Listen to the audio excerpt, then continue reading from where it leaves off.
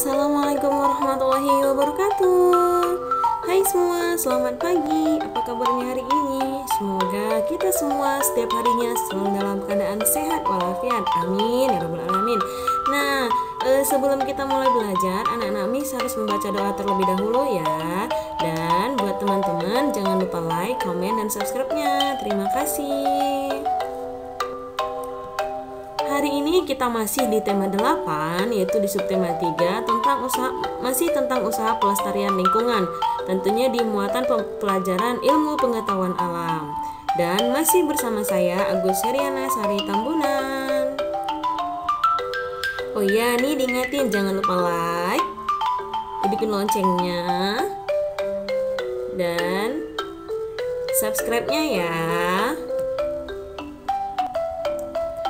Oke, kita mulai di pembelajaran 1 tentang mengidentifikasi kualitas air yang baik untuk makhluk hidup dan lingkungan sekitar. Ayo, makhluk hidup apa aja sih? Ada manusia, hewan, dan tumbuhan. Setiap hari kita memerlukan air untuk beraktivitas seperti makan, minum, mandi, mencuci pakaian, menyiram tanaman, dan sebagainya. Nah, untuk fungsi air pada makhluk hidup sudah sebagai kita manusia sudah Miss jelaskan di video subtema 2 dan ada juga gambar-gambarnya. Kalau kalian belum lihat, silahkan dilihat ya. Air yang baik kita gunakan harus bersih karena itu kualitas air yang baik sangat berpengaruh terhadap kehidupan makhluk hidup dan lingkungan di sekitarnya. Jadi, air yang bersih itu sangat penting untuk kita sebagai makhluk hidup. Oke, masih di pembelajaran 1 yaitu syarat-syarat kualitas air yang baik. Jadi kita yang pertama yaitu syarat fisikanya. Jadi syarat fisika ini adalah syarat yang bisa kita lihat langsung, yang bisa kita rasakan secara langsung tanpa harus menggunakan alat dan menggunakan laboratorium. Jadi yang pertama syaratnya yaitu air tidak berasa. Nah, bisa nih kan kita rasakan langsung air tidak berasa. Lalu air yang berasa itu dapat disebabkan oleh zat organik. Kenapa air tersebut bisa berasa, Miss? Karena bisa disebabkan oleh zat organik atau bakteri, lalu cairan kimia atau logam yang masuk ke dalam air. Yang kedua syaratnya yaitu airnya tidak berbau. Bisa kan kita rasain baunya? Air yang berbau itu biasanya disebabkan oleh pembusukan zat organik atau bakteri atau pencemaran lingkungan oleh limbah industri. Artinya di daerah tempat pembuatan air tersebut atau di daerah tempat kita tinggal itu banyak limbah industri yang mencemari lingkungan air kita. Lalu yang ketiga syaratnya air tidak keruh dan tidak berwarna. Nah, ini bisa kita lihat langsung kan airnya keruh atau tidak. Air yang keruh dan berwarna disebabkan oleh zat organik atau zat lain yang tercampur ke dalam airnya.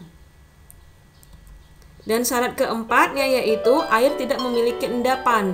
Endapan air dapat berupa kotoran atau bahan kimia yang tidak larut. Endapan itu misalnya kayak kotoran yang ada di dalam air atau serbuk-serbuk yang ada di dalam air. Nah, artinya dia tidak jernih dan tidak bersih kan kalau ada endapannya.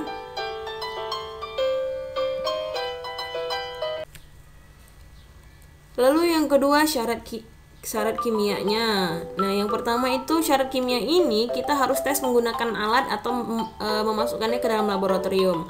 Yang pertama memiliki tingkat keasaman yang normal. Nah, tingkat keasaman ini untuk air minum normalnya memiliki pH 7. Nah, itu adalah pH normal untuk asamnya air minum. Lalu, menurut Environmental Protection Agency atau disingkat EPA, di Amerika Serikat merekomendasikan tingkat pH air minum itu yang aman dikonsumsi oleh manusia ada di kisaran pH 6,5 hingga pH 8,5. Dan syarat ketiganya yaitu air tidak mengandung racun. Miss, pH tadi apa ya? pH itu adalah alat indikator asam basa. Bentuknya seperti ini. Dia kertas. Kita bisa celupkan ke dalam air dan kertas tersebut akan memberikan warna tergantung pH terhadap airnya. Miss, EPA tadi itu apa? EPA itu adalah Badan Perlindungan Lingkungan yang ada di Amerika Serikat. Badan Perlindungan Kesehatan yang ada di Amerika Serikat. Miss, saya pernah nih lihat air minum dengan pH-nya 8 ke atas. Apakah itu boleh diminum? Nah, ini Miss kasih tahu informasi sedikit untuk kita ya. Ini adalah pH air minum dari pH air itu bukan pH air. pH itu dari 1 sampai 14. Nah, pH air minum yang netral untuk kita minum adalah 7. Sedangkan jika di atas 7 yaitu 8 sampai 10 itu sudah basa, tidak asam lagi. Dia tapi basa lemah dan disebut dengan alkali, cairan alkali. Sedangkan 11 sampai 14 itu sudah basah kuat. Nah, kalau di bawah 7 gimana, Miss? Nah, kalau di bawah 7 dia itu asam. 6 sampai 4 dia itu asam lemah dan 3 sampai 1 dia itu asam kuat. Nah, untuk air itu sendiri harusnya di pH 7. Dan sedangkan cairan lainnya itu seperti bensin, pertalite, minyak makan itu masing-masing punya pH-nya dan tidak di angka 7. Nanti kalian pelajarin mungkin di pelajaran kimia, di pelajaran IPA selanjutnya mungkin ya. Kita bahas tentang pH hanya untuk pengenalan diri untuk kalian saja. Oke, nah ini Miss berikan lagi, Miss jelaskan ya bahwasanya pH di atas 7 itu disebut air alkali, yaitu air yang bersifat basa. Air alkali biasa bermanfaat pada beberapa kondisi tubuh antara lain. Nah, jika kita sedang sakit asam lambung, nah namanya aja udah asam ya, berarti dengan kita minum air dengan pH basa atau dengan basa itu maka akan menetralkan asam lambung kita sedikit, bisa jadi sedikit. Namun, tidak semua tubuh bisa menerima pH basa walaupun untuk penyakit asam lambung. Jadi, walaupun kita punya asam lambung dan kita berencana untuk minum air minum yang dengan pH basa itu tidak langsung berpengaruh untuk kalian. Ada juga tubuh yang bisa berpengaruh dan ada yang tidak. Jadi, kebutuhan air minum dengan pH 8 itu tergantung kondisi tubuh kita. Air alkali juga bermanfaat untuk kesehatan tulang. Misalnya, tubuh kita dalam kondisi sakit tulang, kita bisa meminumnya sedikit air yang pH-nya basah. Tapi juga tidak boleh terlalu sering karena akan menyebabkan kerusakan pada organ lainnya seperti ginjal dan paru-paru. Jadi kalau mau minum air yang pH-nya basah harus tahu dulu kondisi tubuh kita ya, biar kita nggak salah minum air. Jangan asal minum karena dibilang orang nih sehat nih untuk tubuh kita. Kalian harus tahu dulu pH-nya berapa dan kondisi tubuh kalian gimana. Selanjutnya kita yang ketiga syarat biologi, yaitu air tidak mengandung bakteri patogen. Bakteri patogen itu adalah bakteri yang berbahaya jika dikonsumsi oleh makhluk hidup tertentu. Jadi kita sebagai makhluk hidup harus menjaga kelestarian air dengan menjaga lingkungan tetap bersih dan terhindar dari pencemaran lingkungan di air. Karena salah satu penyebab air tercemar adalah banyaknya sampah atau kotoran limbah yang dibuang ke laut atau ke sungai. Jadi tadi Miss lupa, syarat biologi ini juga ditengok melalui alat atau dimasukkan ke dalam laboratorium ya. Mari sama-sama kita jaga kelestarian air untuk mendapatkan kualitas air yang baik. Oke, kita lanjut ke pembelajaran 2 tentang menjelaskan dampak pencemaran air dan upaya mengurangi krisis air bersih. Nah, air di permukaan bumi tidak akan habis karena adanya siklus air. Akan tetapi, air yang kita butuhkan adalah air bersih. Saat ini, air bersih semakin sulit didapatkan sehingga orang lebih sering membeli air bersih. Daerah perkotaan merupakan tempat yang paling banyak mengalami kesulitan mendapatkan air bersih karena sumur ataupun sungainya telah tercemar. Pencemaran biasanya disebabkan oleh, nah ini yang pertama penyebabnya yaitu limbah cair industri. Lalu ada sampah kemasan makanan dan minuman dan juga pestisida. Ini pestisida adalah cairan pembunuh hama. Lalu ada sisa deterjen.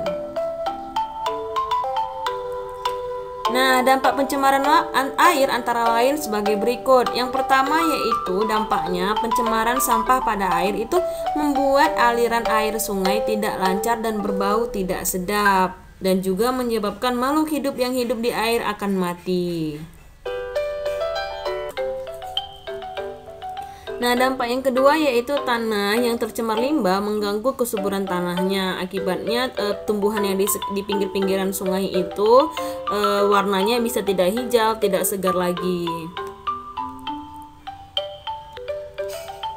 Selanjutnya ada pencemaran air yang mengganggu pertumbuhan tumbuhan dan hewan. Akibatnya tumbuhannya itu misalnya ini cabai-cabainya jadi busuk, tidak bagus, tidak cantik seperti biasanya, dan ikan-ikan juga bermatian. Jadi singkat, dampak pencemaran air yaitu gangguan terhadap kesehatan. Ada juga dampaknya yaitu gangguan terhadap kehidupan biotik yaitu makhluk hidup, lalu gangguan terhadap keindahan, dan gangguan terhadap kerusakan benda. Kita dapat mengurangi krisis air bersih antara lain dengan melakukan tindakan-tindakan berikut. Yang pertama, melakukan penghematan air dalam pemakaian sehari-hari. Lalu menggalakkan penanaman pohon. Menggalakkan di sini artinya lebih membanyakkan penanaman pohon, lebih membuat serius penanaman pohon, tidak hanya sekedar satu, mengajak orang rame-rame untuk menanam pohon. Lalu membuat lubang resapan air, itu disebut biopori, dan ada membangun tempat penampungan air. Yang terakhir, menanggulangi pencemaran sumber air seperti limbah pabrik. Artinya limbah pabriknya itu diolah, jangan dibuang ke tempat, jangan dibuang ke sungai atau ke aliran air yang dekat dengan masyarakat. Kita lanjut ke pembelajaran 5 tentang menjelaskan cara-cara memelihara ketersediaan air bersih.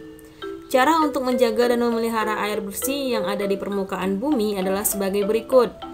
Yang pertama, mencuci pakaian dengan air secukupnya, tidak berlebihan.